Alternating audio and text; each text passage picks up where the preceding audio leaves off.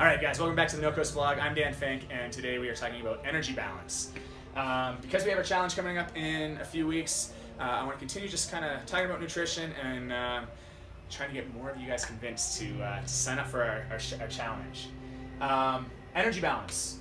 It is the idea calories in versus calories out can be basically utilized through exercise. All calories are equal.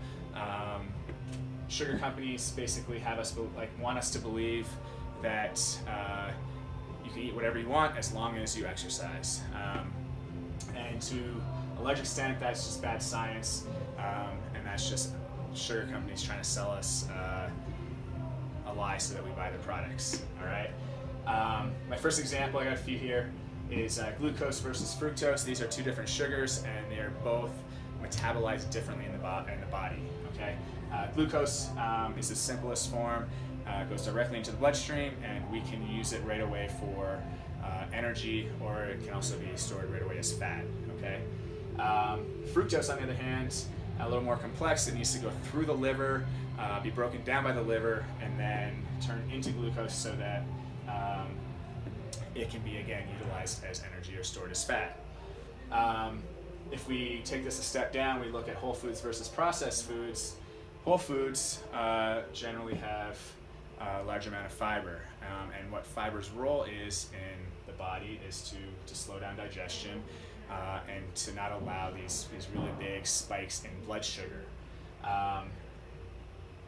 Processed foods have basically all of that fiber stripped from them, and they add in more sugar to make things taste better. The whole foods that have the fiber intact, we're going to call these slow drip. Okay, this is my analogy in a second here. And processed foods, the ones that have been stripped of fiber, we're going to call them a fire hose. So my analogy getting to that is, say we have a paper cup, we put a hole in the bottom, and we start pouring water in the top. My whole foods with the slow drip we're going to control the water that's going into the cup, the drip coming out of the bottom. Okay, we're going to call that our energy. Water goes in, water comes out. Same thing. Calories go in and calories come out because of we're able to control that. Okay. Processed foods act more like a fire hose, and we're going to still say that the water going in, okay, is our calories going in. Water coming out is our energy. But the water that overflows because we're pushing it in too fast, those calories are going to be stored as fat. So processed foods, if we think of them as a fire hose, we're pushing so many calories in that our body can't handle it at once. Okay, we're overloading it, and the body doesn't know what to do with it other than let's store it for fat. Okay. Other issue with energy balance idea and chronic disease,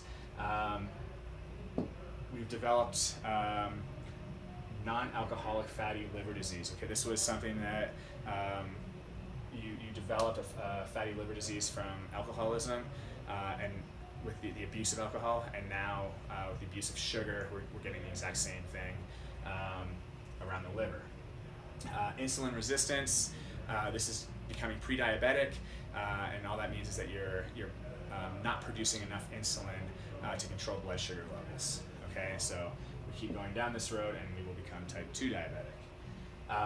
Hyperinsulinemia. If you've heard of the hormone leptin, hyperinsulinemia will affect that hormone. Okay, and that hormone is really just to tell you that, send a signal to your brain that you're full, we've got enough nutrients, we're good to go. When we abuse processed foods and sugar, that signal will be turned off. Okay, and essentially what happens is we stop getting that signal into the brain.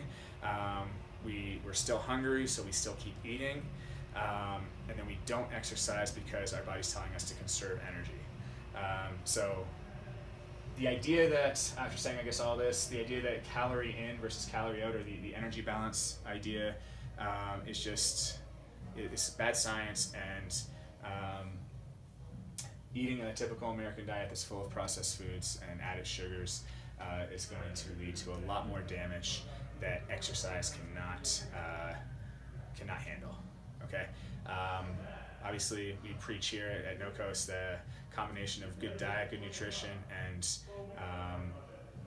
just getting off the couch and exercising, constant movement every day is going to benefit or give us the most benefits, most bang for our buck every day, or for a longer, healthier life.